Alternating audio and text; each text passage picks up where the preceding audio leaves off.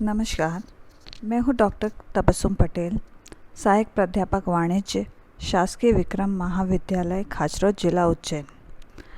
आज हम BCom third year के पेपर मैनेजमेंट अकाउंटिंग, प्रबंधकीय लेखांकन और साथ ही एमकॉम थर्ड सेमेस्टर का paper accounting for managerial decision, प्रबंधकीय निर्णयों के लिए लेखांकन के एक कॉमन टॉपिक फाइनेंशियल स्टेटमेंट, वित्तीय विवरण के बारे में बात करेंगे।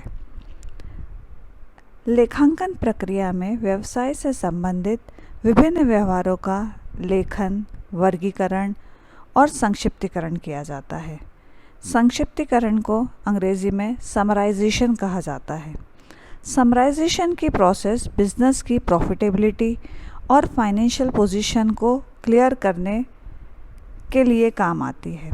फाइनेंशियल स्टेटमेंट अकाउंटिंग प्रोसेस में समराइजेशन का ही रिजल्ट है जो व्यवसाय की लाभदायकता और वित्तीय स्थिति के बारे में विविध सूचनाएं प्रदान करता है। अब हम बात करते हैं कि वित्तीय विवरण का अर्थ होता क्या है। वित्तीय विवरण एक आधारभूत और वित्तीय प्रलेख है जिसके माध्यम से प्रबंध वित्तीय सूचनाओं को अपने ओनर और स्टेक होल्डर्स जैसे इन्वेस्टर्स, गवर्नमेंट, एम्प्लॉयज़, फाइनेंसर्स को अपनी फाइनेंशियल इन्फॉर्मेशन पहुंचाता है। इसमें balance sheet, profit and loss statement basically शामिल होते हैं, लेकिन प्रेजेंट में कैश फ्लो स्टेटमेंट को भी फाइनेंशियल स्टेटमेंट का एक पार्ट मान लिया गया है। अतः संक्षेप में हम कह सकते हैं, वित्तीय विवरण के अंतर्गत वित्तीय लेखांकन के परिणाम के रूप में उन सभी विवरणों को शामिल किया जाता है जो किसी उपक्रम की वित्तीय स्थिति, वित्तीय परिणामों और इनमें परिवर्तन की स्थिति को परिलक्षित करते हैं। यह हम कह सकते हैं कि फाइनेंशियल स्टेटमेंट में अकाउंटिंग से रिलेटेड ऐसे सारे स्टेटमेंट को जोड़ देते हैं या शामिल कर लिया जाता है जिससे बिजनेस की फाइनेंशियल पोजीशन और फाइनेंशियल रिजल्ट्स और चेंज इन फाइनेंशियल पोजीशन का स्टडी किया जा सके। अब हम बात करते हैं फाइनेंशियल स्टेटमेंट की डेफिनेशन की। वैसे तो बहुत सारी डेफिनेशन हैं, लेकिन इसमें सबसे इजी और क्लियर जस्टिफिकेशन देते हैं John N Mayar. According to John N Mayar, the financial statement provides a summary of accounts of a business enterprise, the balance sheet reflecting the asset, liabilities and capital as on certain date, and the income statement showing the result of operation during a certain period. अगर हिंदी में हम समझे तो John and मायर के अनुसार वित्तीय विवरण एक व्यवसाय के खातों के सारांश, तुलन पत्र में संपत्ति और दायित्वों तथा निश्चित तिथि पर पूंजी की स्थिति को एक विशिष्ट अवधि के दौरान और संचालन के परिणाम आय विवरण को दर्शाते हैं। अब हम बात करते हैं कि फाइनेंशियल स्टेटमेंट के टाइप्स कितने होते हैं, या कह सकते हैं वित्तीय विवरण के प्रकार। वित्तीय विवरण को मुख्यतः 3 भागों में बांटा गया है: आय विवरण, स्थिति विवरण और अन्य विवरण। अगर हम इंग्लिश में बात करें तो इनकम स्टेटमेंट, पोजीशन स्टेटमेंट और अदर्स। इनकम स्टेटमेंट में basically profit and loss account include होते हैं। पोजीशन स्टेटमेंट में बैलेंस शीट, और अदर्स के अंदर अगर हम बात करें तो fund flow statement, cash flow statement, change in equity statement आदि शामिल होते हैं। अब हम बात करते हैं ऑब्जेक्टिव्स ऑफ फाइनेंशियल स्टेटमेंट की। वित्तीय विवरणों के उद्देश्य। वित्तीय विवरणों के उद्देश्य की अगर बात करें तो बेसिकली इसके ऑब्जेक्टिव यही होते हैं: फाइनेंशियल स्टेटमेंट को स्टडी करना, फाइनेंशियल स्टेटमेंट से इंफॉर्मेशन प्रोवाइड कराना, फाइनेंशियल पोजीशन का पता करना, इनमें जो जो चेंजेस है उसको स्टडी करना, और ये सब चीज़ें हम करते हैं फॉरकास्टिंग के लिए।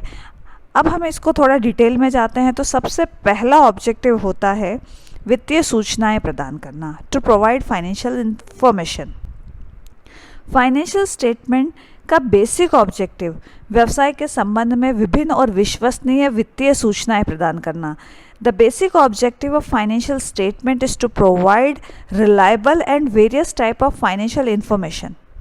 दूसरा बात करें अर्जन क्षमता की जानकारी, इंफॉर्मेशन ऑफ अर्निंग कैपेसिटी। वित्तीय विवरण ऐसी वित्तीय सूचनाएं प्रदान करते हैं जिससे व्यवसायिक उपक्रम की अर्जन स्थिति की जानकारी मिल सके और उसके आधार पर अर्जन क्षमता का अनुमान लगाया जा सके। यानी एक व्यवसाय की कितनी अर्निंग कैपेसिटी है और फ्यूचर में और कितना वो अर्न कर सकता है, इसकी पूरी डिटेलिंग करने का काम होता है फाइनेंशियल स्टेटमेंट का। The third one is information of financial position, वित्तीय स्थिति की जानकारी।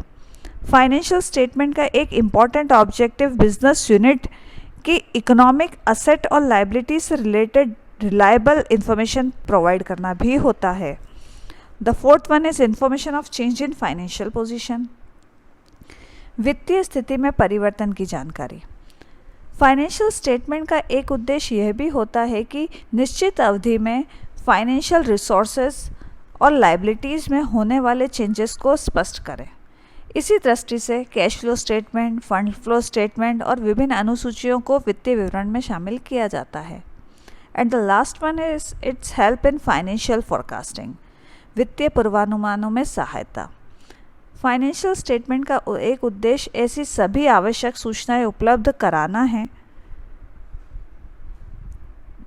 जिनके आधार पर विश्वसनीय वित्तीय पूर्वानुमान लगाए जा सकें। अब हम बात करते हैं नेचर ऑफ फाइनेंशियल स्टेटमेंट की। वित्तीय विवरणों की प्रकृति। वित्तीय विवरणों की अगर हम प्रकृति की बात करें तो सबसे पहली प्रकृति में जाते हैं, इट हैज़ समराइज्ड रिव्यूज़, संक्षिप्त विवरण होता है ये। वित्तीय विवरण किसी भी व्यवसाय की इकाई का वित्तीय कार्यों के परिणामों, उपलब्धियों और कमियों का संक्षिप्त और निष्कर्षात्मक विवरण प्रस्तुत करते हैं। It shows the summarised and conclusive statement. क्यों कंक्लूसिव स्टेटमेंट? क्योंकि फाइनेंशियल स्टेटमेंट के बेसिस पे ही कोई भी बिजनेस अपने फाइनेंशियल डिसीजन लेता है। The next one is presentation at the end of accounting period, लेखांकन अवधि के अंत में प्रस्तुति। फाइनेंशियल स्टेटमेंट सामान्यतः अकाउंटिंग पीरियड के लास्ट में ही तैयार किए जाते हैं, जिसमें व्यवसाय के हित रखने वाले विभिन्न पक्षकार व्यवसाय की स्थिति की उचित जानकारी प्राप्त कर सकें और व्यवसाय में अपनी भूमिका के संबंध में उचित निर्णय ले सकें। The third one, it is based on recorded facts, लिखे गए तथ्यों पर आधारित। फाइनेंशियल स्टेटमेंट उन तथ्यों पर आधारित होते हैं जिन्हें लेखांकन में शामिल किया जाता है। व्यवसाय में अनेक घटना एवं विकास इस प्रकार हो सकते हैं कि व्यवसाय के लिए अत्यंत महत्वपूर्ण हो, लेकिन लेखों में शामिल न होने के कारण वित्तीय विवरण में नहीं आ सके। इसका एक एग्जाम्पल लेते हैं। फिक्स्ड एसेट्स, सामान्यतः उसे हिस्टोरिकल वैल्यू पर लिखते हैं जो लेखों में होते हैं, जबकि व्यवहार में बाजार मूल्य में काफ़ी अंतर होता है। आज से 50 साल पहले हमने कोई प्लॉट 5 लाख में ख़रीदा, आज उसकी वैल्यू 50 लाख हो गई, लेकिन हम बुक में उसको हिस्टोरिकल वैल्यू पे ही लिखेंगे।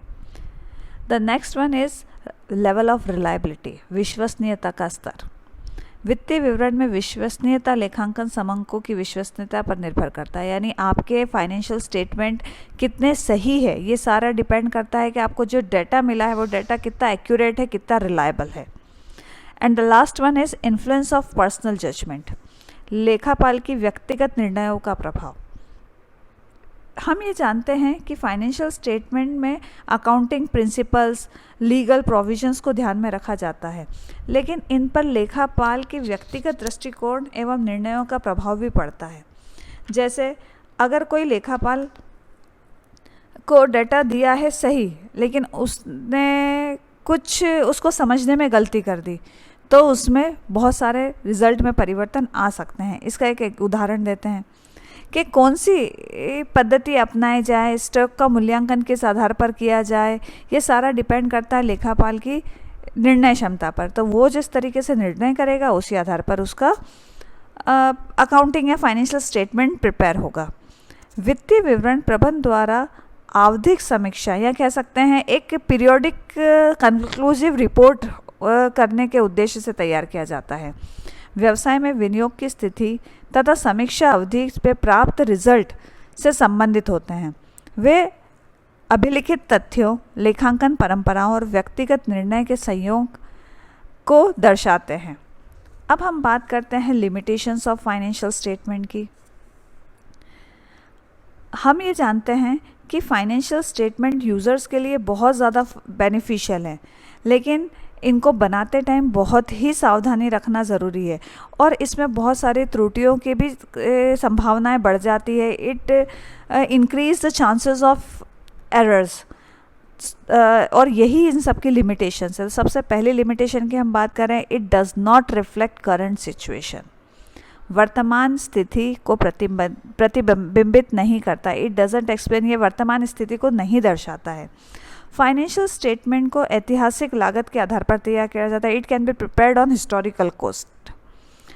चूँकि परचेसिंग पावर मनी की बदलती रहती है और फाइनेंशियल स्टेटमेंट में दिखाई गई एसेट्स और लायबिलिटी का जो प्राइस है वो प्रेजेंट मार्केट वैल्यू पर नहीं दिखाया जाता, तो इसीलिए कह सकते हैं कि ये हमको करंट सिचुएशन नहीं रिफ्लेक्ट करता. The second one is asset में नॉट रियलाइज. परिसंपत्तियाँ वसूली नहीं जा सकती.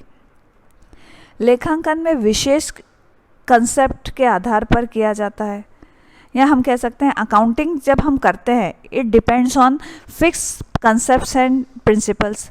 तो कुछ असेट्स कथित मूल्य पर वसूली नहीं जा सकती. बैलेंस शीट में दर्शाई गई संपत्तियां केवल असमाप्त या परिशोधन लागत पर दर्शाई जाती है. The next one is it can be biased. ये पक्षपाती हो सकता है. Financial statement recorded facts, concepts और कन्वेंशंस का रिजल्ट होते हैं और प्राइसिंग डिसीजन अकाउंटेंट द्वारा विभिन्न स्थितियों में किया जाता है. अतः हम कह सकते हैं कि इसके परिणाम बायस्ड या पक्षपाती हो सकते हैं. अगला है समुचित सूचना, एग्रीगेट इन्फॉर्मेशन. वित्तीय विवरण समुचित या कुल सूचना दर्शाते हैं, ना कि विशिष्ट. अतः हम ये कह सकते हैं कि वे शायद उपयोगकर्ता को निर्णय लेने में तब तक संतुष्ट नहीं कर सकते जब तक उनके अनुकूल बदलाव ना हो. अगला है इसमें गुणात्मक सूचना की कमी होती है. It has lack of qualitative information. ये क्वांटिटेटिव बेसिस पे काम करता है लेकिन क्वालिटी बेसिस पे कुछ भी काम नहीं करता. फाइनेंशियल स्टेटमेंट में केवल आर्थिक जानकारी समाहित होती है. औद्योगिक संबंध, औद्योगिक वातावरण, श्रम संबंध, इफ़िशेंसी ऑफ लेबर जैसे बहुत सारे क्वालिटेटिव इंफॉर्मेशन इसके अंदर नहीं जोड़ी जाती. And the last one is they are only interim reports, not final. यह केवल अंतरिम रिपोर्ट होती है. फाइनेंशियल स्टेटमेंट जैसे प्रॉफिट एंड लॉस अकाउंट केवल इंटरिम प्रॉफिट को दर्शाता है. It shows only interim profit, not the final one. यह केवल अंतरिम लाभ को दर्शाता है, अंतिम लाभ को नहीं. अंतिम लाभ केवल तभी जाने जा सकते हैं जब बिजनेस वाइंड अप होता है. वाइंड अप होता है यानी परिसंपत्तियाँ बिके और लाइबिलिटीज़ का जब हम पेमेंट कर दें तभी हम इसको कर सकते हैं या तभी हम फाइनेंशियल स्टेटमेंट को बना सकते हैं. अतः हम बात करते हैं कि फाइनेंशियल स्टेटमेंट एक ऐसा स्टेटमेंट होता है जो बिज़नेस की बहुत सारी जानकारियों को विशिष्ट रूप में, निष्कर्षित रूप में, कंक्लूसिव फॉर्म में हमको बताता है. अंत में मैं ये कहना चाहूँगी, वित्तीय लेखांकन के अंतिम उत्पाद के रूप में वित्तीय विवरण को वित्तीय विवरण संस्थान के लेखों द्वारा तैयार किए जाते हैं जिनका उद्देश्य व्यवसाय की वित्तीय स्थिति तथा उनके हाल ही के क्रियाकलापों के परिणाम को प्रकट करना है और आय के द्वारा किए गए कार्यों का विश्लेषण होता है. At last but not the least, I would conclude my session by saying that financial statements are the end product of financial accounting in a set of financial statements prepared by the accounts of business enterprise that purport to reveal the financial position of the enterprise, the result of its recent activities, and analysis of what has been done with earning. अब मैं ये सब समझूंगी कि आप लोगों को वित्तीय विवरण का अर्थ, उसकी परिभाषा, उसके उद्देश्य, उसकी प्रकृति और उसकी सीमाओं का, साथ ही उसके प्रकारों का भी ज्ञान हो गया है.